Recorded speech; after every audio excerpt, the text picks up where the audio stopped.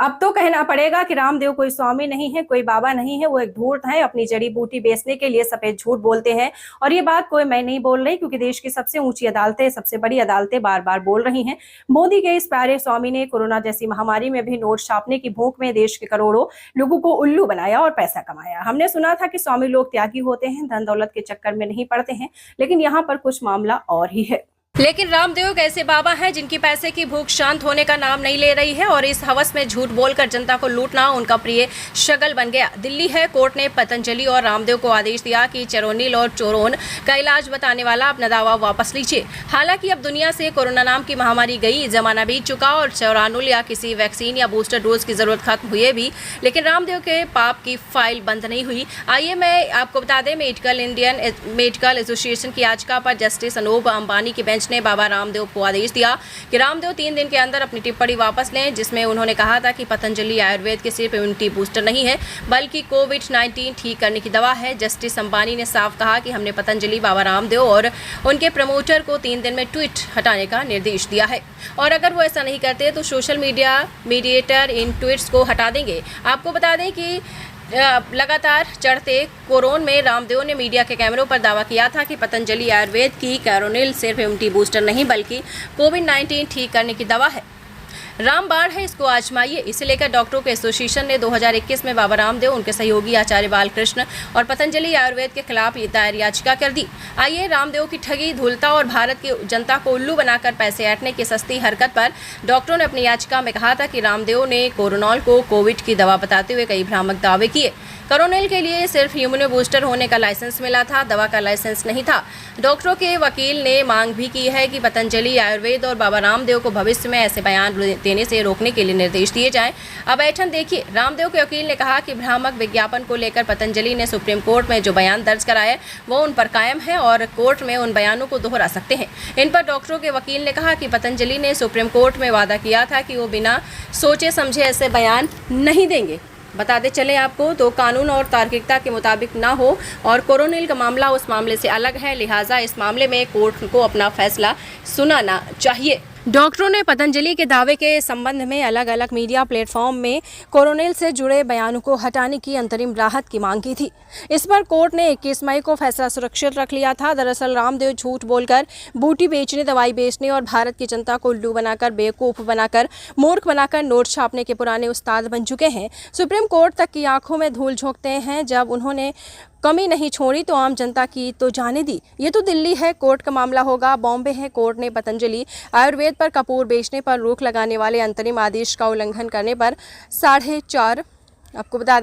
4.5 करोड़ का जुर्माना लगाया है। आपको बता दें कि 30 अगस्त 2023 को कोर्ट ने, मतलब बॉम्बे कोर्ट ने पतंजलि को ट्रेडमार्क के उल्लंघन के मामले में कपूर उत्पाद बेचने से रोक दिया था। इस पर एक हलफनामे में पतंजलि ने बिना शर्त माफी मांगी और अदालत के आदेशों का पालन करने की बात कही, लेकिन पतंजलि ने हवा में उड़ा दिया कोर्ट का आदेश। झूठ बोलने के उस्ताद रामदेव और उनके चेले बालकृष्ण दोनों ने कोर्ट के आदेश को मजाक समझ लिया। इस पर याचिका करने वाले मंगलम ऑर्गेनिक्स ने कोर्ट को बताया है कि पतंजलि आदेश का पालन नहीं किया जा रहा है और कपूर बेचा जा रहा है। अपना मंगलम ऑर्गेनिक्स ने दावा किया कि पतंजलि ने 24 जून के बाद भी कपूर के प्रोडक्ट बेचे।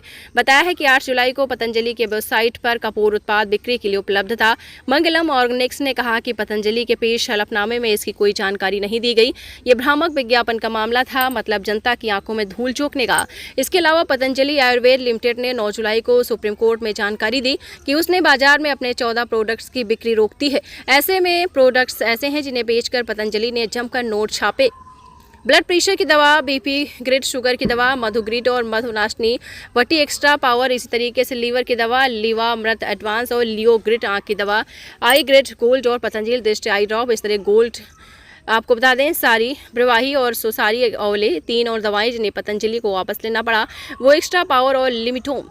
उत्तराखंड स्टेट लाइसेंसिंग अथॉरिटी ने अप्रैल में ही सुप्रीम कोर्ट को बताया कि पतंजलि आयुर्वेद लिमिटेड और दिव्य फार्मेसी के 14 प्रोडक्ट्स के लाइसेंस हमने सस्पेंड कर दिए हैं। ये भ्रामक विज्ञापन यानी झूठ बोलकर प्रोडक्ट्स बेचने का मामला था।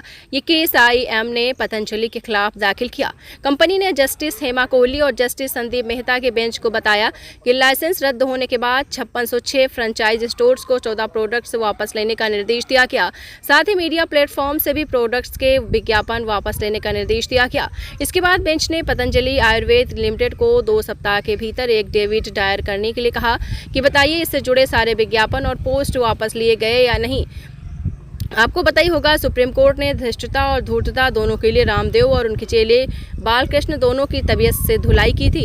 उन्हें लग रहा है कि सुप्रीम कोर्ट कोई मोदी सरकार है कि उसके मंत्री हों, यहाँ तक कि स्वास्थ्य मंत्री साथ बैठकर उनके फर्जीवाड़ा और धूर्तता में हाँ मिलाएंगे। कोर्ट ने इस बात के लिए रामदेव को जमकर फटकार लगाई कि आपने कोरोना के दौरान इलाज करने वाले और जान गंवाने वाले डॉक्टरों का मजाक कैसे उड़ाया। आइए, मैंने 17 अगस्त 2022 को दाखिल याचिका में कहा था कि पतंजलि ने कोविड वैक्सीनेशन और एलोपैथी के खिलाफ दुष्प्रचार किया, लोगों में गलत धारणा फैलाई, वहीं अपनी आयुर्वेदिक दवाओं से कुछ बीमारियों के इलाज का झूठा दावा किया। इतना ही नहीं, रामदेव ने एलोपैथी को बेवकूफ़ और दिवालिया विज्ञान भी बताया।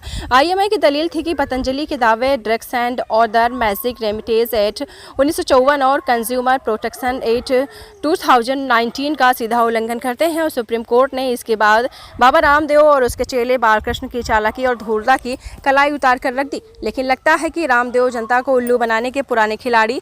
ऐसे बाबाओं से होशियार रहने की आवश्यकता है, समाज को होशियार करने की जरूरत है। रहिए fight against criminal daily newspaper. आज की खबर में बस इतना ही। वीडियो को लाइक करें और चैनल को सब्सक्राइब कर लें, जिससे आने वाली वीडियो की नोटिफिकेशन आपको मिलती रहे।